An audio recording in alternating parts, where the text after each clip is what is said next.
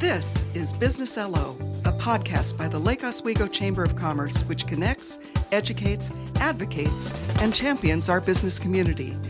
We have nearly 500 members from international corporations to home-based businesses, and we serve them all. Each episode of Business LO gives insider information to the local business community and the neighbors who support them. And now, let's talk Business LO.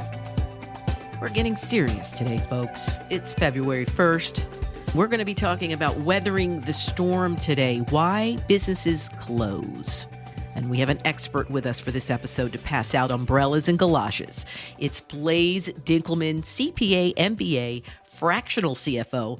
He's a seasoned executive, a strategic advisor whose specialties include strategic planning, process improvement, and lean systems. We also have Heather Graves Ramsey, owner of Coach to Brilliance. She specializes in executive coaching and leadership development.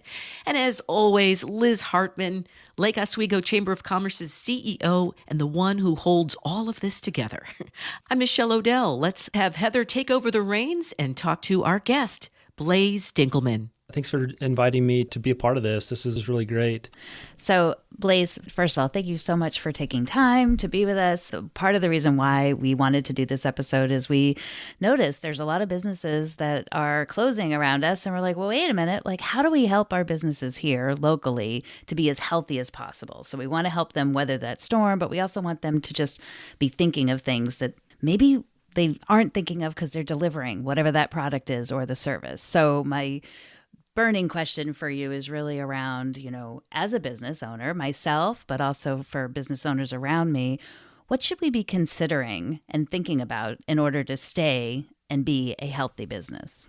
At the heart of every entrepreneur, we are engaging in a process of taking something, whether that's a product or a service, and we're selling it for more than, hopefully, that's the plan, we're selling it for more than what it costs.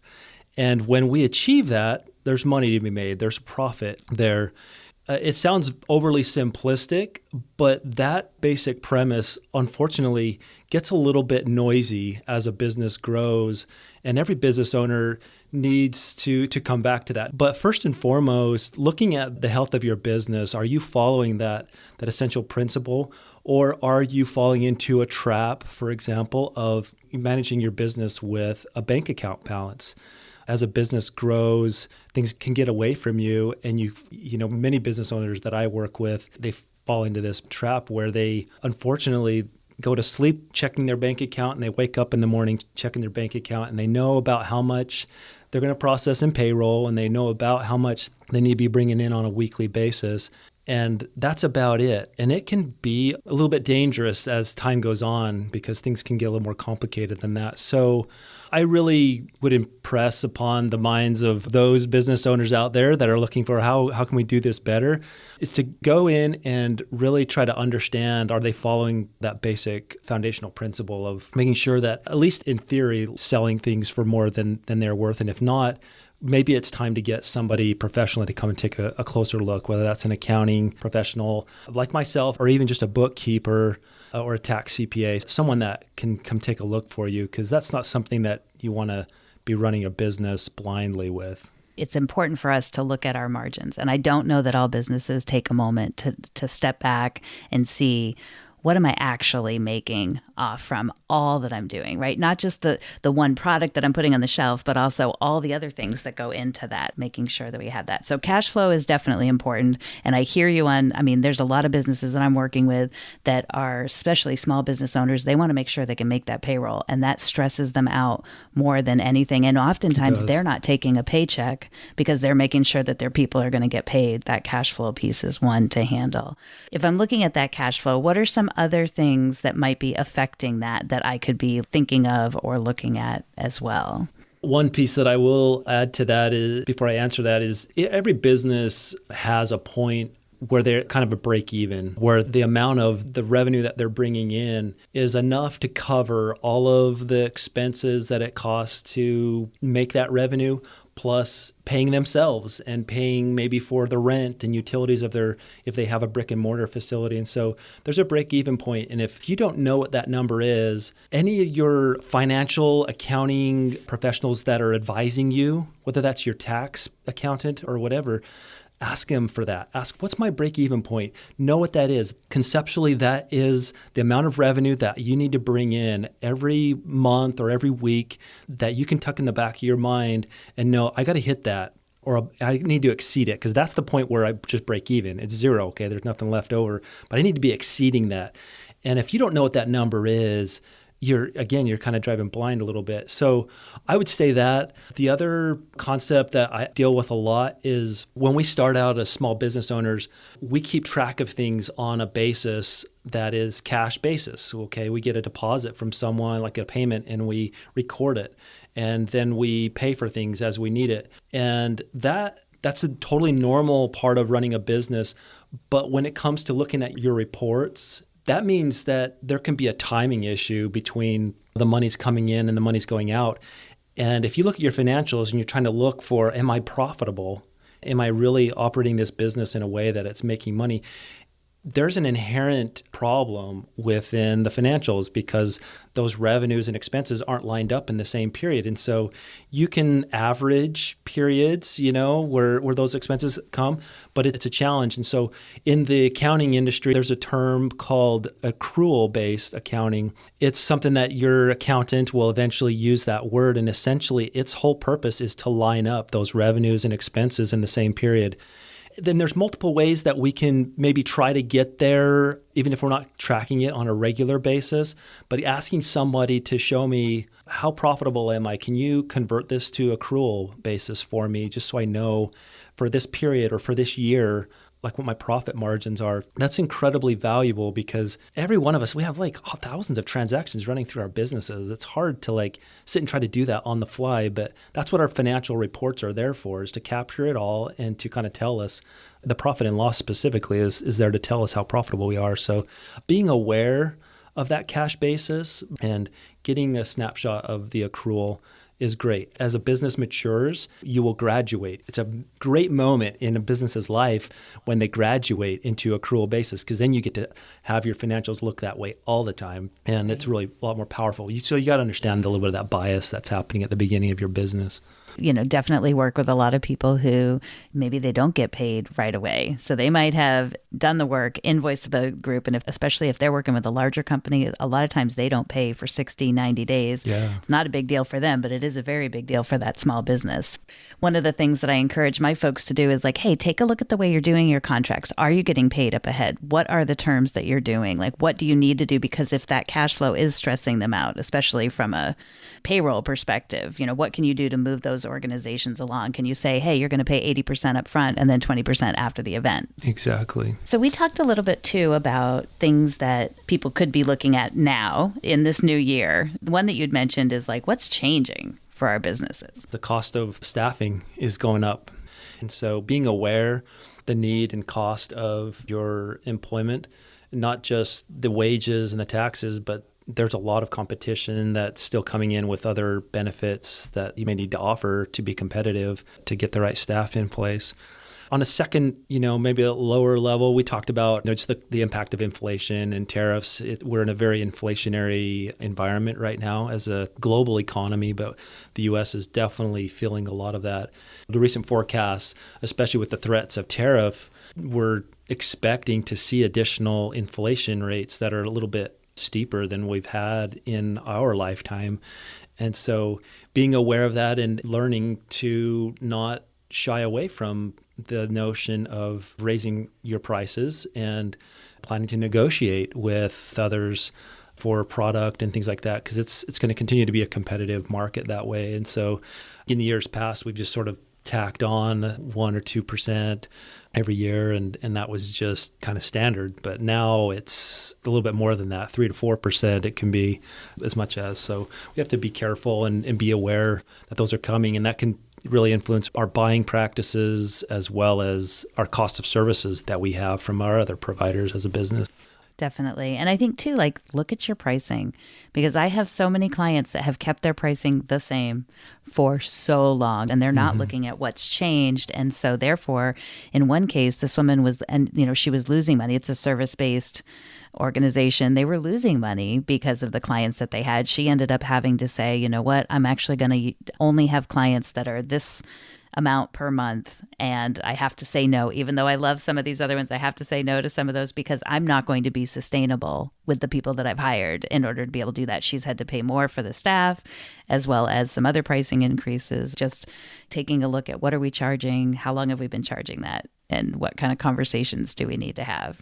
And maybe that's something that was an inevitability, but that's the thing that's changed, right? Is with the acceleration of inflation, you either make those decisions now or you potentially are forced out of business. So being aware of that those forces are happening and reawakening the possibility of those decisions needing to happen sooner than maybe you thought they would. So, Blaze, I have overextended. I've looked at my numbers. I've overextended. I see that I could be going down a path that is not going to keep me here as a business. What the heck can I do to stop that? Unfortunately, a too common of an issue that comes up. I mean, every business owner has that fiduciary responsibility to monitor the capital in their business. And I know I'm using some accounting terms, but you're responsible for the cash. You're the one person that typically bears that responsibility. My first answer, which you're not going to like, is you need to avoid getting in this position in the first place. Okay. So it's like an obvious comment, but it is highly recommended. It's if you read any like a Dave Ramsey book or any other financial advisor, they'll tell you need like 3 to 6 months of reserves. And that principle for personal finance applies to your business. So letting your business go high risk by not having enough cash to cover at least 3 months worth of your operating expenses is not a safe thing, especially in an environment where we're dealing with a lot of change, which we are in. We are coming out of a century of stability globally and domestically where things were really profitable and successful as a business, but we have a lot of international stuff that's going on, and we have a lot of domestic tax policy and everything that's really changing the lay of the land. And so at a time more than ever, we need to pay respect to a little bit of that conservative principle of keeping those cash reserves. Now, from there, what do we do when we're in that spot, and whether we've done that or not? I've gotten there. I didn't mean to, but I got there. Yeah. Yep. There's maybe a list of things that we can do. First, are there other revenue streams that we can go look for that are maybe more profitable? Is the current one that I'm doing, is it drying up or experiencing a lot of competition? So this is a little bit of a pivot question. Is there something else we can offer that goes, if I've got a brick and mortar, is there another product that I can offer that's increased my profit margins? Are there assets that I recently purchased, like I'm reinvesting in the business and I bought this new machine and oops, now my money's gone. Can I sell that machine back? Get that money back, okay? That's an uh-oh kind of a situation, but can you do that? We don't love to talk about cutting costs, but unfortunately that's an option that you might need to consider. And another is getting a loan. For most small business owners, we are familiar with the SBA, which is a government-backed agency that allows your banker access to loans that maybe their bank wasn't really willing to back, but the federal government will help you out. It doesn't mean that it's free money. It is a loan, but they will give you more money than you think. And so if you're in a pinch, talk to your banker, ask, is there a line of credit that you're eligible for or a loan to kind of bail you out? That's like a 1 or 2 type thing. You can't cry wolf too many times with that, but that is an option. And then lastly, you could look for a capital partner. There's somebody that you know that will come in with some cash and you can give away a portion of your business. That is an option. The last point that I would make on this is if you get to this point, know that you're not alone. I think so many business owners, we get into this point and we're embarrassed and we clam up and we don't want to share that with anybody. You're not alone. So many business owners get into this position and it's not all 100% your fault. There's normal and it's not unique to small business owners either. We've got Honda that's looking to potentially merge with Nissan. So don't get too far down on yourself when those things happen. So who do I need in my corner? In general, I don't want to get overextended. My people that are helping me stay healthy. Every business owner needs to be actively surrounding themselves with a group of advisors. And those that try to do it alone can only get so far, and they have to go back and do makeup work to build up that network. But have some kind of bookkeeping service provider. They need a tax CPA. Usually those are two different groups, but they can be the same. In addition to that, some of these are just natural. Like you have an insurance provider. This is somebody that is financially astute. They're well informed. Getting a financial advisor personally, they can really help with a lot of these types of decisions that give you a helpful perspective and pushback maybe on some of the ideas that you have. The chamber. You have a lot of people at the chamber. There's so many different people and resources and connections that you have.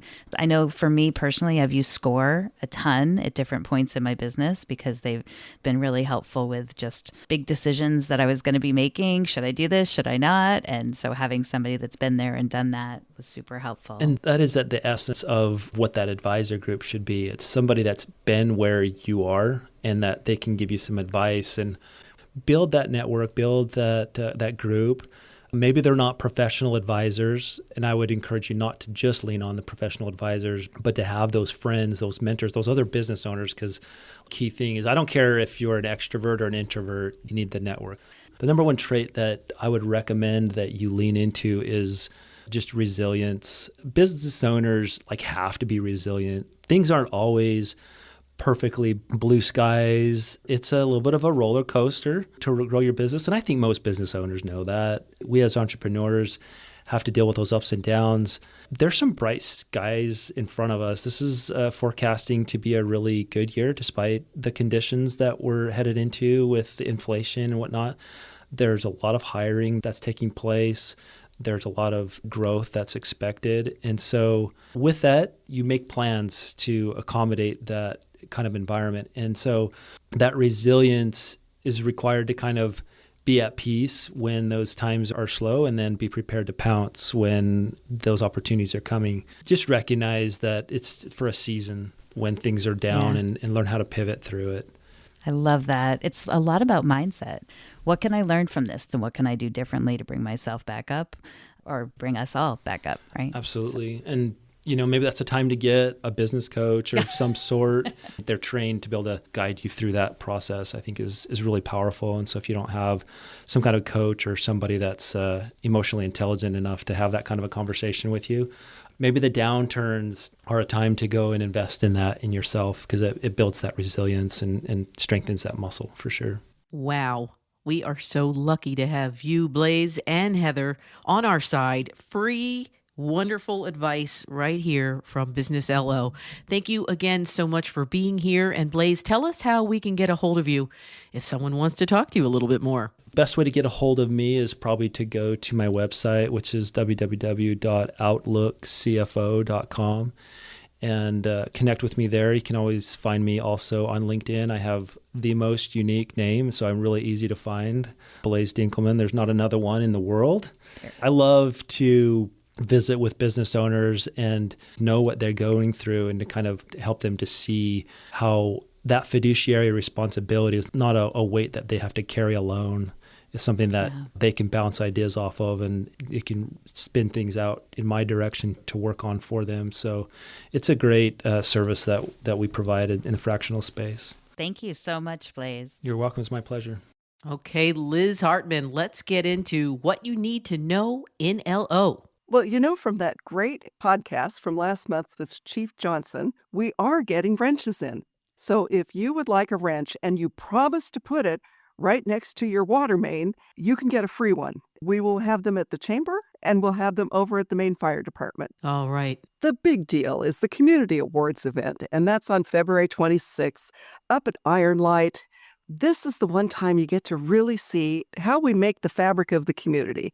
Who's had a lifetime of service? So our Lifetime Achievement people, the Bob Bigelow Award, is going to Judy and Doug Cushman. both of them have made contributions throughout their life. And then we don't award the Community Leader of the Year every year, but this year we are. And it's going to Kevin Hanna for his work in his assistance in initiating a police foundation. And then we have two institutions that turned 100 in 2024. The Lake Grove Garden Club and Lake Grove Presbyterian Church are joining the Oswego Lake Country Club and Lake Oswego Review in being 100 years old and serving the community. And then we have the Rookie of the Year Award, Grocery Outlet Bargain Market. They have really connected our chamber members. They've done special events with individual chamber members. We thought they were the appropriate ones for Rookie of the Year this year. The Business of the Year is Travel and Cruise Desk, and they had a number of nominations. What's really exciting about this, Jamie Anderson is the owner, and we see him at networking all the time. Travel and Cruise Desk turned 60 this year. But what's even more impressive is this is third generation. So we will have at least two of the generations at the community awards. And so you can see how many connections we have in this community. Not something you find everywhere. That's right. And thanks everybody for listening. All of the information we talked about will be on the show notes. And remember, every day is a Chamber of Commerce Day here in Lake Oswego. The Lake Oswego Chamber of Commerce thanks you for listening to Business LO. We would love to have you as a member so you can help Lake Oswego continue to be one of the best places to live, work, and play. If you want to share an idea for a future episode or become a member, visit us at lakeoswegochamber.com and please like and follow us on Apple, Spotify, or wherever you get your podcasts. And for help with your business podcast, go to modcastproductions.com.